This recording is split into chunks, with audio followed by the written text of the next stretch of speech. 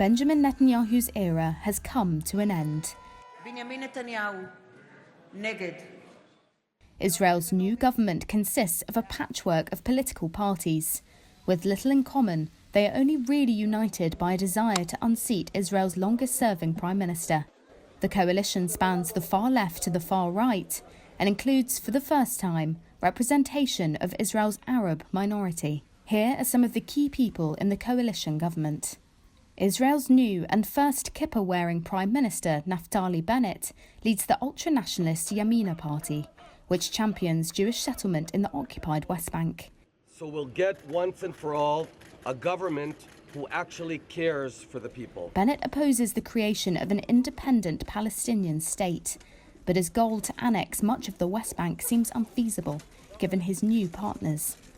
He made a fortune in Israeli high-tech before entering politics in 2013 and has served in previous Netanyahu-led governments.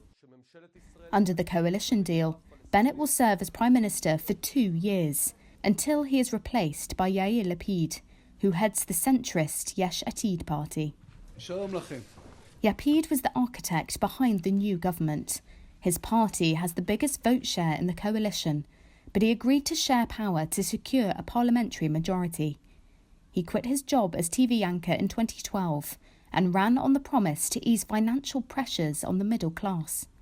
Lapid also seeks to end many of the state-funded privileges enjoyed by ultra-Orthodox Jews, a long-running source of grievance to many secular Israelis. Then there's new Defence Minister Benny Gantz. Thank you very much. It's a real pleasure to be here. The former military chief heads the centrist Blue and White Party. Just 2 years ago, Gantz was the opposition's best hope to unseat Netanyahu, but he agreed to join Netanyahu in a unity government, a decision that angered many of his supporters. The post of finance minister will be filled by Avigdor Lieberman. A political wildcard, the far-right immigrant from Moldova lives in an Israeli settlement in the occupied West Bank. He'll have to rein in a ballooning budget deficit and has said he'll try and integrate the ultra-Orthodox community further into the economy. Gideon Saar was Netanyahu's main rival within Likud before he launched a failed leadership bid and spun off his own party, the New Hope. Saar will be bumped up to Justice Minister, where he'll oversee the legal system and become a member of the Security Cabinet. Finally, there's Mansour Abbas, who heads up the small United Arab List, which will be the first party in government to be drawn from Israel's 21% Arab minority. Abbas is expected to serve as deputy minister in the Prime Minister's office, where he'll try and negotiate a big increase in government spending in Arab towns and villages.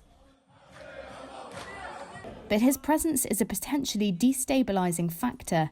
He has been criticised by Palestinians for agreeing to support an Israeli government while the occupation continues of Palestinian territories.